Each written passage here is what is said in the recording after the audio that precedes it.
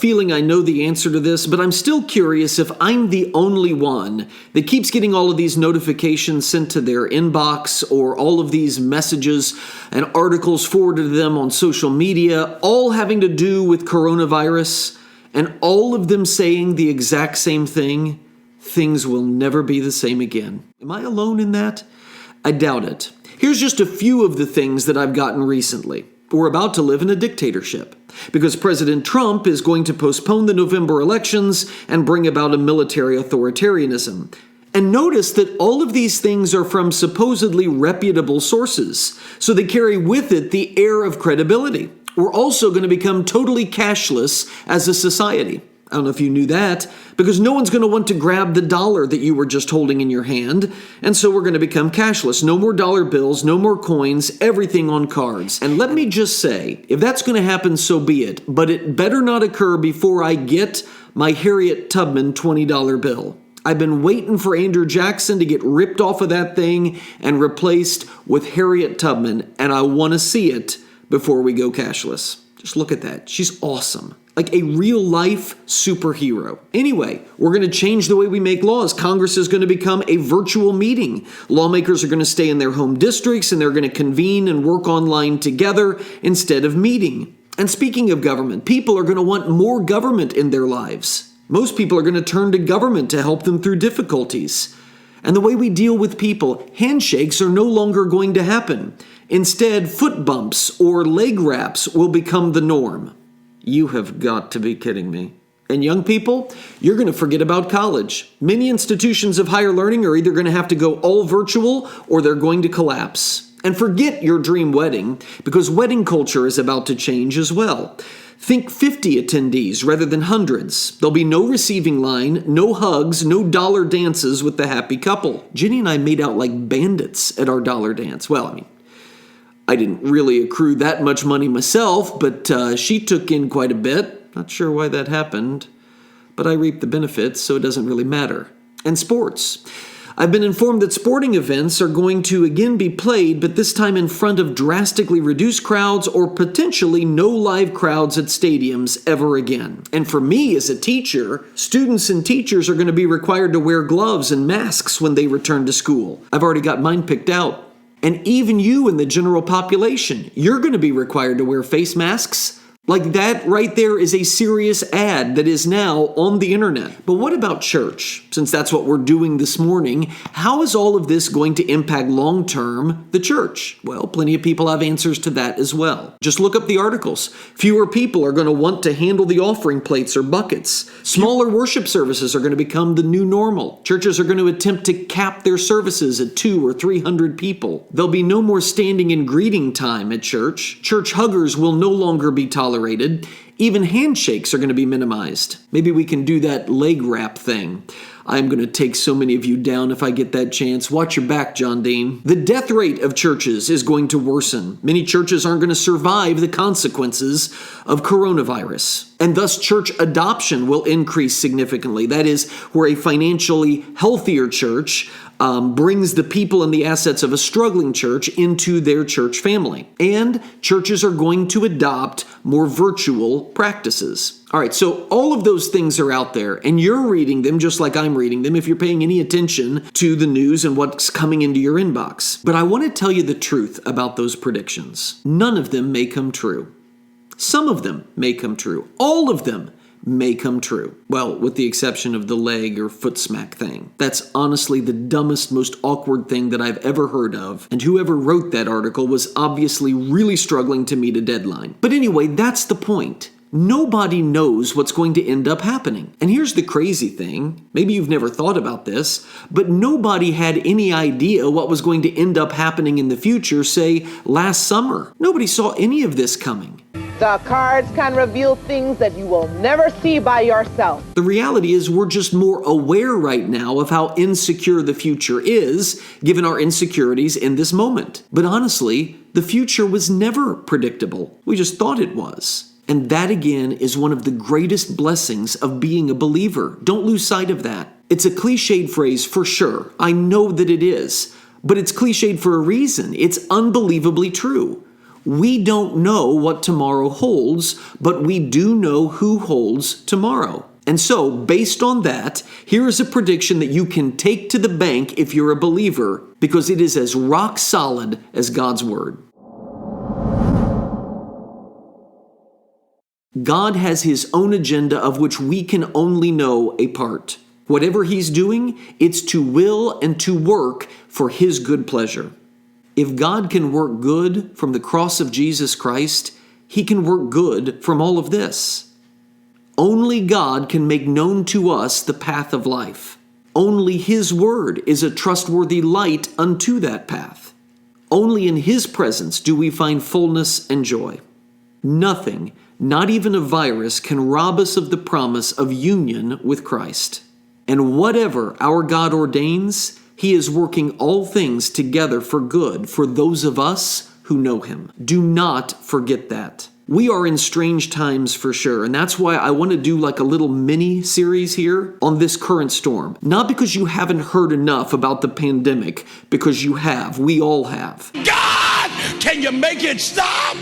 But because you haven't heard enough from God's Word about those things that are affecting us right now. All those peripheral things that are coming with crazy times like this. See, sometimes we encounter storms in our own personal life, but they're personal to us. You see, most all of you never knew that I went through all of that anxiety stuff that I struggled with several years ago. And some of us have no idea what you went through 6 months ago or 2 years ago. And we're your church family. We deal with our own storms in our own way. But this is one that we're all dealing with and we're all well aware of. And our personal situations relative to that storm may be different. But the storm itself is well known. So I wanted to address it, not in the same way that I did several weeks ago when I talked about, how the church can respond to coronavirus. But this time again, concentrating on some of the dangerous side elements to all of this that can ensnare us if we're not careful.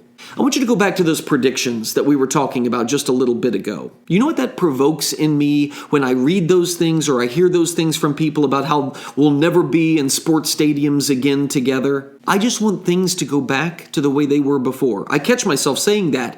God, let's just go back to normal, please. I went to McAllister's to get carry-out the other day, and the person that came out to take care of us was a student of mine. And one of the first things that he said, I'm ready for all of this to be over and us to get back to normal. You see, I think everybody feels that way. But what happens if a few, or maybe even many, of those predictions come true? What if the world really is changing and it's never going to go back to the way that it was before? And maybe that's the part that everybody does agree on. We don't agree on the specifics, but we agree things aren't ever going to be the exact same. My question is, are we okay with that? And I'm not sure we are, because we are people who tend towards nostalgia. And you don't have to think of it in light of this situation. Several weeks ago, I was watching Andy Griffith. I do that. When Jenny falls asleep at night, I switch over and I watch Andy Griffith.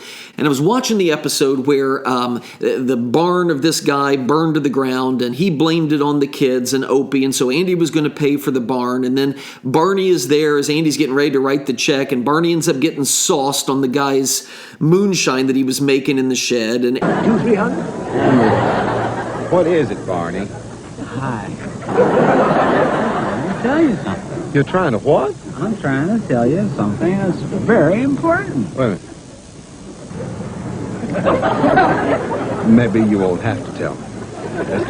Andy then puts all the pieces together that, wait a minute, you were running a still and you burned your own barn to the ground. And then the guy confesses, and Andy and him end up helping Barney stumbling back to the vehicle. And about that time, Jenny, who I thought was asleep, rears up and says, okay, that would never happen. And I said to her, well, it used to happen that way back in the 50s. Things were so much purer then. She rolled her eyes, rolled over, and went back to sleep. But I imagine that there's a lot of us who think that way. Things were so much simpler then. Things were so much better then, so much easier then. Things were so much less stressful then. If only we could go back to those days. I guess we're all just going to pretend that in those days we weren't all living in fear of a nuclear holocaust, teaching our kids to dive under their scrawny little wooden desks as though that was going to protect them from the atomic fallout of a Soviet attack. First, you duck, and then you cover. But nevertheless, that's what we do. We pine away for the old days, and those who are younger pine away for their youthful days. Maybe your old days are the 50s. For me, my old days are the 80s and the 90s. But we think back fondly on those times. And so here's what I'm suggesting to you. Let's say this coronavirus stuff does change our lives permanently moving forward. We're going to do the same thing. We'll think back fondly on how we used to be able to stand shoulder to shoulder in Times Square on New Year's Eve. Or when we had season tickets to the crowded Colts games. Or when we loved to hang out on the lawn with all of the jumping people at Ruoff Music Center at the various concerts throughout the summer. Or when we could cram into church on Easter and sing praises to God with our arm wrapped around the person next to us. And we'll say it, things were so much better then. Do me a favor, open your Bibles to the book of Ecclesiastes. I read a great article on all this by David Gibson, and he pointed back to this passage, specifically in Ecclesiastes, the 3rd chapter. Pick it up there in verse 1. There is a time for everything, and a season for every activity under the heavens, a time to be born and a time to die, a time to plant and a time to uproot, a time to kill and a time to heal, a time to tear down and a time to build, a time to weep and a time to laugh, a time to mourn and a time to dance, a time to scatter stones and a time to gather them, a time to embrace and a time to refrain from embracing, a time to search and a time to give up, a time to keep and a time to throw away, a time to tear and a time to mend, a time to be silent and a time to speak, a time to love and a time to hate, a time for war and a time for peace. What do workers gain from their toil? I have seen the burden God has laid on the human race. He has made everything beautiful in its time. He has also set eternity in the human heart. Yet no one can fathom what God has done from beginning to end. And then skip on down to verse 15. Whatever is has already been, and what will be has been before. There is a time for everything. A time for what you have already lived, a time for what you will live, and yes, a time for what you are living now. And that's the key. That's the danger in this nostalgic pining away for the way things used to be. It denies, or ignores at least, the reality of God's presence right now. In your present, He is right here. He is with you. And you are, hopefully, closer to Him than you used to be. You have a better relationship with Him today than you did yesterday. And if you can't say that, then have a better relationship with Him tomorrow than you do today. That is what is meant for us as believers, regardless of the changing of the seasons around us. You see what we're focused on? Look back now at verse 11. God has set eternity in the human heart. That's where our vision is cast. It's not looking to the glory days. Sorry, Bruce Springsteen's one of my favorites, and that is a great song. And it's nostalgic for me. It takes me back to when I was a boy in Terre Haute, sitting in the barbershop with my brother and my dad at Jim's barbershop. And Jim, by the way, looked a lot like Bruce Springsteen. There's a side-by-side.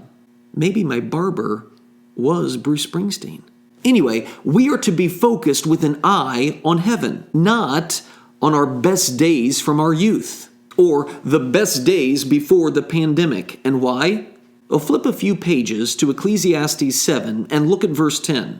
Do not say, why were the old days better than these? For it is not wise to ask such questions. Why is it not wise? Here's why it's not wise. Because as human beings, we have blinders. We are blind to the problems of the past, and we are blind to the blessings of the present. This really came to me a few years ago. I had a great memory from when I was younger. I remembered when my dad took my brother and I to a Colts game, and after the game was over, we went to a downtown Indianapolis Mexican restaurant. It's right there near downtown. It's called Acapulco Joe's, and I remembered it as being amazing. Fast forward, and just a couple years ago, I took Jenny. Couldn't wait to show her this great place that I'd remembered as being so wonderful. Neither one of us finished our meal. The salsa there came in ketchup squirter bottles. No joke. I mean, it was just not good to us. Maybe if you know the place, maybe you like it, but it wasn't good for me. And as we're walking out, I remember saying to Jenny, I think this was one I should have just left as a good memory. She didn't say anything in response because she was doubled over, heaving into the trash can there on the street. And I've got other stories like that. A few years ago, I was preaching in Terre Haute at the very church that I was baptized in, and the couple that had bought our old house were in attendance, and they invited me to go back and see my old house. So many memories there. I remembered how huge that front yard was. I remember the basement and how big it was, and then the home run fence in the backyard and our treehouse clubhouse that we had. All of it. And I went, and it wasn't the same at all. It was so much smaller, so much less impressive or cool. Well, what's happening there? I know you've got examples of this very thing. C.S. Lewis maybe explained this better than anybody. He said that nostalgia is a specific emotion of longing, and that it's always bittersweet. When we feel that, we're feeling something that we've lost. And yet, it's done in a way that's a beautiful perception of what has been lost, and so therefore, we're longing for it. Sometimes that's a place, sometimes it's a person. I don't know if you remember this, but when Facebook came out, there was a huge cultural impact in terms of divorce, a big uptick. And why? Because people could reconnect with their old flames from high school. And they had that feeling of nostalgia, a longing for something that they thought was great. And so it caused problems in marriages. Many spouses divorced and got back together with their old high school boyfriend or girlfriend, and they got married, and guess what happened? It wasn't so great. They ended up getting divorced again. You can go back and see the spike when Facebook takes off in divorces. It's really kind of amazing to watch. You see, nostalgia is often fleeting, and that's why Lewis says only children or emotionally immature people think that what they're longing for is actually what they're longing for. I guess I was being emotionally immature because I remembered that restaurant and it gave me a great feeling. And so I thought if I could go back to that place, I'd have that lovely feeling all over again, and I would have it every time I went there. Didn't happen. I got a brand new memory for myself. And Lewis would have told me that it wasn't going to happen. He says it's really unwise to think otherwise, and that's exactly what the author of Ecclesiastes was saying. When you mature, you realize that nostalgia kind of plays a trick on you. It intensifies your emotions. You see, when you grow up and you mature, you realize that if you go back to that old house, it may be nice, but it will also be ordinary and less impressive in many ways. And simply going back to that location is not going to bring about the intensity of the feeling. Lewis wrote, "The book or the music in which we thought the beauty was located will betray us if we trust to them, for it was not in them, it only came through them, and what came through them was longing. These things, the beauty, the memory of our own past, are good images of what we really desire. But if they are mistaken for the thing itself, they turn into dumb idols, breaking the hearts of their worshipers. For they are not the thing itself. They are only the scent of a flower we have not found, the echo of a tune we have not heard, news from a far country we have not yet visited." Now, go back to Ecclesiastes 3:11 and you're going to be amazed at something here. He has made everything beautiful in its time. He has also set eternity in the human heart.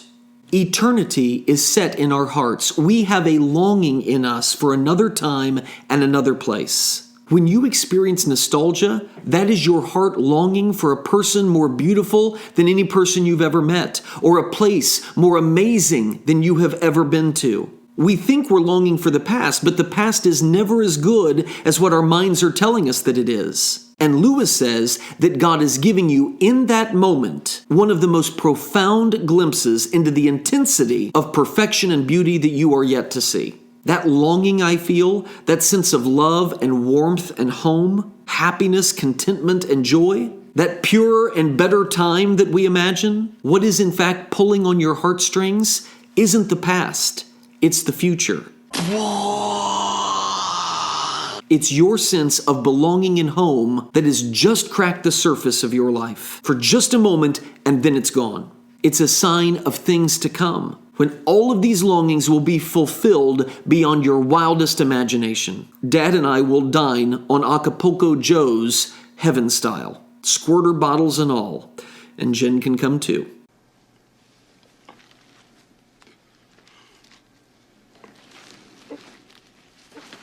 That's the message of Ecclesiastes. That's what we're being told. We are built for home, a place that we cannot yet see. And so when we get that flashing moment of nostalgia, it's like tiny pinpricks of our eternal home that is breaking through and penetrating into our present life. Wise people, according to Ecclesiastes, understand that God made us long for Him and long for home. You know that, right? It's one of the most obvious proofs of the existence of God, that nothing in this world can satisfy those longings, those nostalgic feelings, that even trying to relive our glorious past will leave us woefully short of experiencing. Wise people, Scripture says, and then Lewis reiterates in his own way, wise people don't look backward when they get nostalgic. They allow the feeling to propel them forward. They look up to heaven and they look to home. I don't know, and you don't know what the days of the future will bring. I don't know if things will be like they were before. I don't know if anything will return to what we call normal. But whatever will be,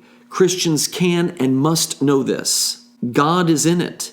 He is our normal. He is our constant, and while the world may struggle, pining away for the past, you and I can and must set a better example. We strain and long for the days ahead, when all our longings will be fulfilled. God bless you. We'll see you next week.